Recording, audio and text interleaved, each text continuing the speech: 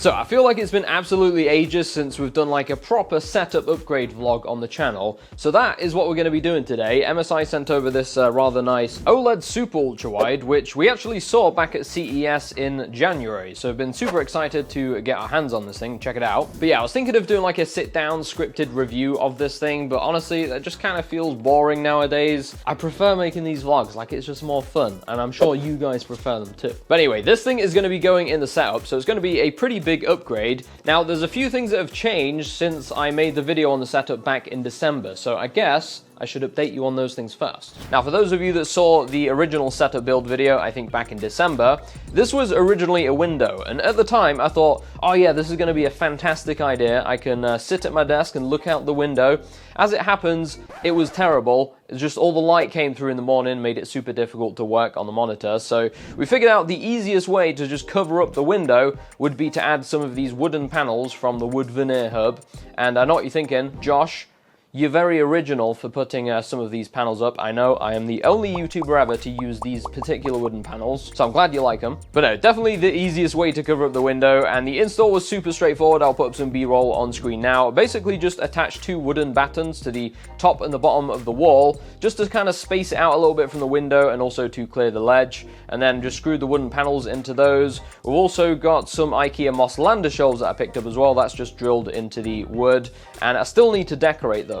Anyway, enough chatting, let's get to upgrading. Okay, so I just took this out of the outer packaging to reveal this lovely cardboard box. Now, I'm pretty sure that if you order one of these right now, it's not going to come looking like this. It's probably going to have some lovely MSI packaging. Okay, so this is definitely an early sample because the stand is already attached to the monitor, which is not normally how monitors are packaged, which kind of explains why the box is so big as well. Don't fall. No, it's falling.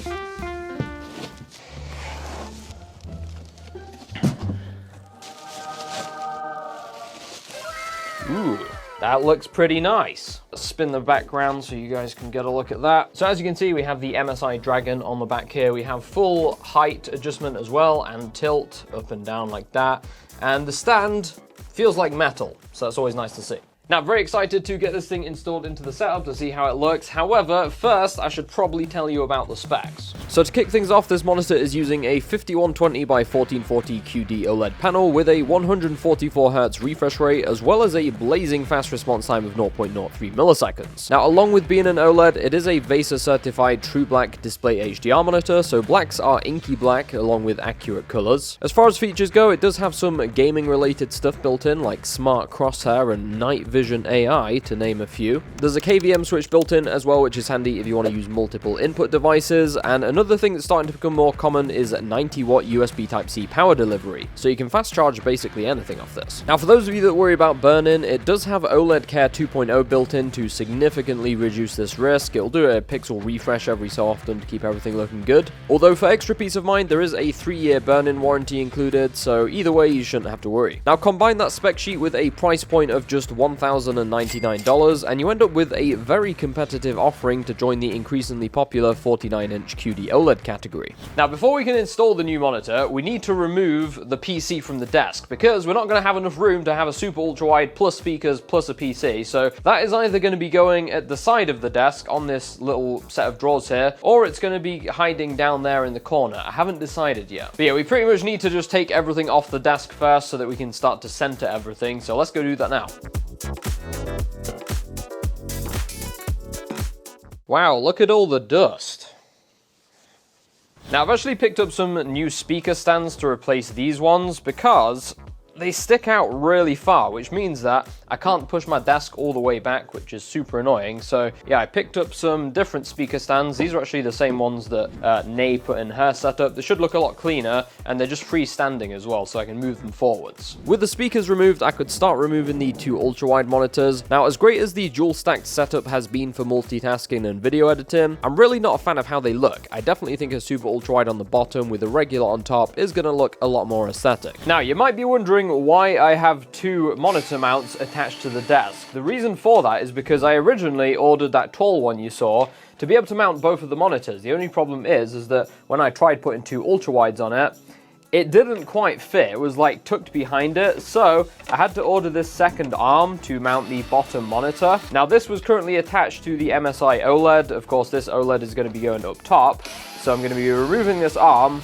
and then attaching it to the super ultra wide. It's going to be so nice having two matching OLEDs instead of mismatched monitors. With the full motion arm removed from the regular ultra wide, it was time to get it installed onto the new 49-inch. I really hope this thing can handle the weight of the new monitor. It is quite a bit heavier. Alright, let's go put it in the setup.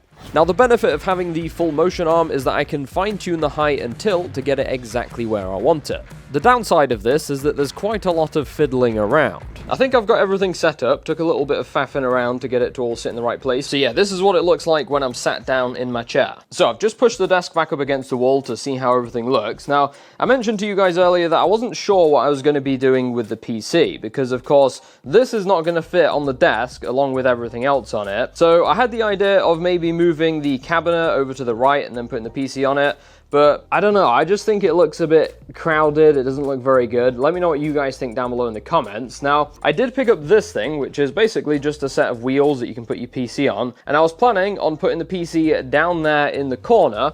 Now, unfortunately, this doesn't fit, so I'm going to have to order another one of these, but we can still put the PC down there, and then I also planned on putting this cabinet over there as well, just to kind of hide everything away and make it look nice and neat. Now, I know what you're thinking, Josh, have you gone crazy? Why are you going to hide that awesome looking PC down in the corner?